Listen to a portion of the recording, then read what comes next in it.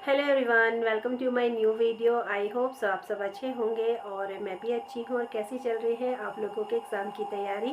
I hope आप लोग जो है मन लगा के पढ़ रहे होंगे और मेरी जो तैयारी है वो भी अच्छी चल रही है। तो आजकल कुछ दिनों से वीडियो भी नहीं बना पा रही थी और बेटी की भी थोड़ी तबीयत ठीक नहीं थी। स्कूल में भी एक्टिविटी वगैरह चल रही थी, तो जो मैंने वीडियोस डाली होंगी अपने चैनल पे आप लोगों ने देखा होगा। तो बस आजकल कुछ ऐसा ही शेड्यूल था और आप लोगों के कमेंट्स आए थे, तो चलो बात करते हैं तैयारी कैसी चल रही है। तो तैयारी तो रिवीजन वगैरह हो रहा है और इस टाइम पे कोई नया टॉपिक नहीं देख रही हूँ। जो मैंने पढ़ा है उसको समेटना बहुत ज़्यादा ज़रूरी है, तो सिर्फ रिवीजन चल रहा है। और अभी मैं टीचिंग एप्टीट्यूड का ही मैंने रिवीजन किया।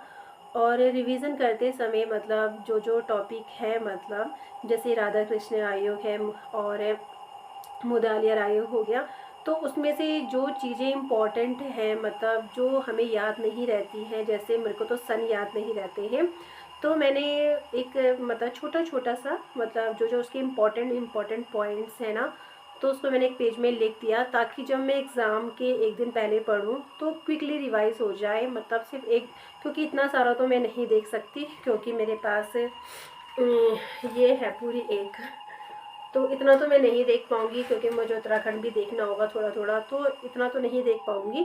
तो सब में से थोड़ा थोड़ा जो मुझे लगता है कि इम्पोर्टेंट है और जो मैं भूल जाऊँगी एग्ज़ाम तक आने तक, तो वही मैंने, जैसे सन हो गया, कितनी रिपोर्ट थी, कितने सदस्य थे, तो ये जो मेन उस पूरे में से निकाल के जो मेन चीज़ें थी, उसको मैंने चैप्टर वाइज ना नोट किया है, छोटा छोटा एकदम, ताकि एक ही पेज में सब कवर हो जाए। मतलब एक पेज में मैंने सारा कवर किया है, तो आप लगा सकते हो मैंने कितना छोटा लिखा होगा।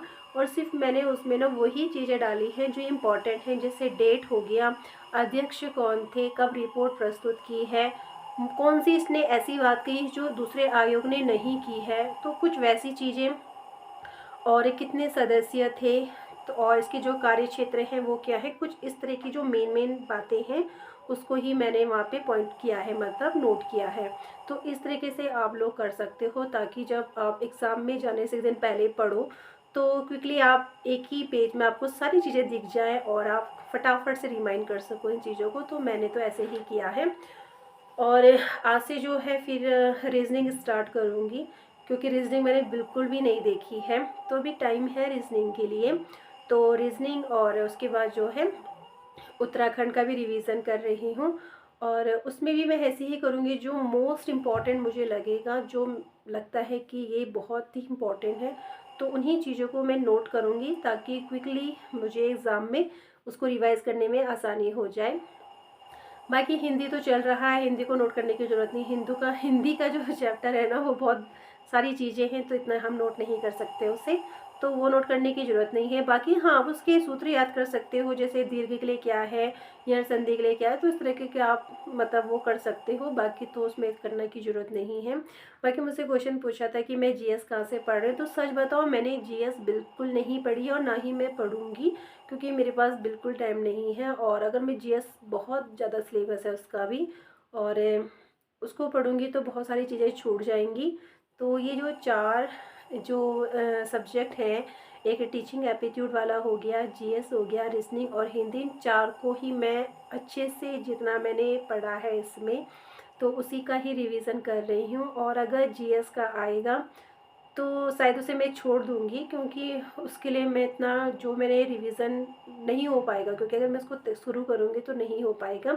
जो मैंने पढ़ा है मैं उसको भी अच्छा नहीं कर पाऊँगी, तो इसीलिए मैं जीएस नहीं पढ़ रही हूँ। मैं सिर्फ ये चार सब्जेक्ट अच्छे से देखूँगी, बाकी मैं जीएस नहीं करूँगी। और इतना अच्छे से हो जाए और जितना नोट्स बनाए हैं वो रिवीज़न हो जाए, वो बहुत ज़्यादा ज़रूरी है। क्योंकि जो चीज़ हम नहीं कर पाएंगे, या फिर अभी समय भी उतना नहीं है, तो उसके लिए मैं इसलिए टाइम नहीं दे रही हूँ। जो मुझे अच्छे से आता है, जैसे टीचिंग एप्टीट्यूड मेरा कंप्लीट है, तो उसको रिवीज़न करिए। और अच्छे, और ज़्यादा से ज़्यादा जो है आप टेस्ट कर सकते हो उसके। और मेरे पास पेपर सेट भी हैं, तो वो भी मैं करूँगी टीचिंग एप्टीट्यूड के, ताकि मुझे अपनी तैयारी का पता चले कि इसमें मैं कितने मार्क्स ला पा रही हूँ। क्योंकि 40 मार्क्स का है, अगर 40 में से भी 35 या 30 के राउंड भी अगर ला रही हूँ, तो देखती हूँ कितना ला पा रही हूँ। तो बस इस तरीके से चल रही है अभी तैयारी। बाकी जीएस तो नहीं हो पाएगा क्योंकि वक्त कम है और रिवीज़न भी करना है, क्योंकि नई चीज़ अब उठाऊँगी तो वो दिमाग में नहीं घुसेगी। तो जितना है उतने को ही अच्छे से कर रहे हैं, बाकी तो देख लेंगे जैसा भी पेपर आएगा। तो इस तरीके से जो है तैयारी हो रही है। और आप लोगों की तैयारी कैसी चल रही है कमेंट बॉक्स में ज़रूर बताइएगा। तो चलो वीडियो को यहीं पे करते हैं ख़त्म, मिलते हैं कल की वीडियो में। Bye bye to everyone.